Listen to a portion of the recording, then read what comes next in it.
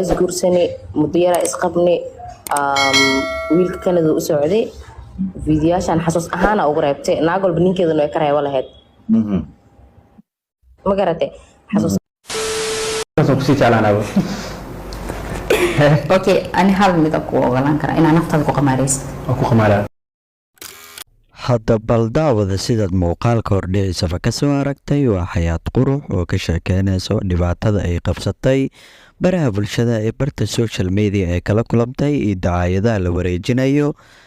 iyo muuqaal hadda laga gudbinayo baraha bulshada iyadoo barta social media uu dhex wareegayo oo muuqaalkaas oo aad iyo aad u gilgilay fadlan nagu soo bir haddaad nagu cusub tahay daawaday channelka subscribe noo dhow gambaleelka u furo muuqaalka like tala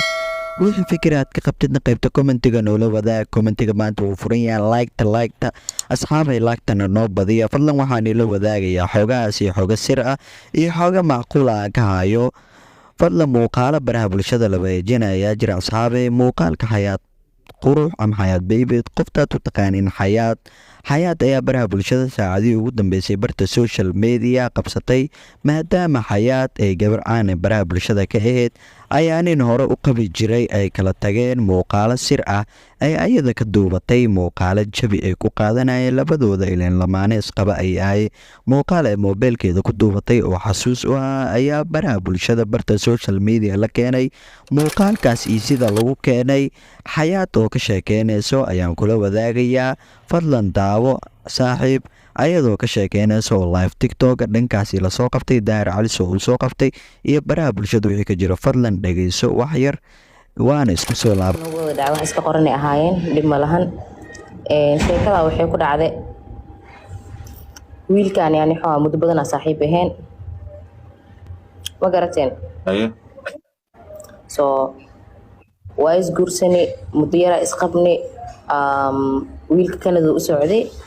fiidiyaashan xasuus ahaan ugu reebtay naag walba ninkeeduna ay ka reebo lahayd ma garatay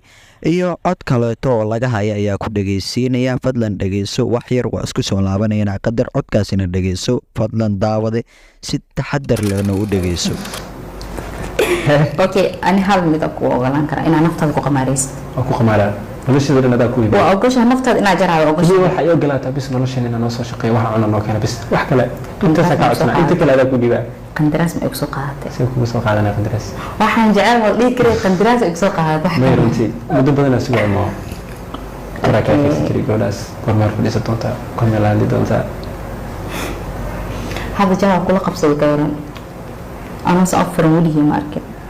xaritina farxadan mid ka badan ku siiyo baa duubtay mise ninka ayaa duubay haddaba way iska caddaay inuu xaajiga duubay bas waxaan dhihi karnaa muuqaalkan ayaa keenay muuqaalkan waxaa laga yaabaa in asiga le uu soo qarxiyey fadlan ilaa codkan hadda messengerka aad ka dhagaysateen asiga iyo ayada ayaa wada hadlayaan asiga la duubi karo ayada waxay tiri muuqaalka aniga ayuu taleefankay ku jiro codka messengerka ee waqtiga wada qaadanaya iyo sheekooyinka qaaska yaa baraha bulshada keenay yaana duubay asiga la duubi karo marka muuqaalkeeda ayaa baraha bulshada violet ka noqda aad uu qarxay maadaama dadka Soomaalida idil hadalka ee hadda xayaat ay ku soo hadashay oo daahir caliso markuu live ka soo saaray ee leedahay ninkaas isqabanaya waana kala tagnay oo waa kala dhamaanay haddana Canada ayuu jiraa ninkaasna mar hore kala tagnay oo lamaan isqabo waqti qaadanaya meel wada degan ayaa haddana qof garoob oo single ayaan ahay maadaama ninkaas mar hore kala dhamaanay laakiin xayaat laba hadal ay hadal ay tiri waxay tiri muuqaalkaas aniga duubtay waa liga xaday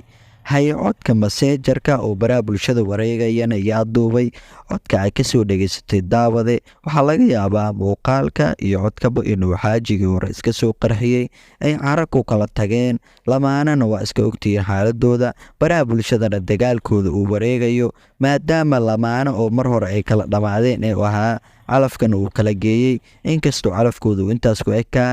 saaxiibkii Cabdullaahi Kashkana muuqaalkiisa oo baraha bulshada la wareejinayo oo baraha bulshada uu qabsaday oo asigana uu leeyahay Soomaaliya anigana muuqaalkaas qof ayaa lagu qaldayaa ee muuqaalkaas muuqaal aniga ahna muuqaal aniga muuqaalkeygana ma aha gadaal laga ogaaday nin hore ee xayaad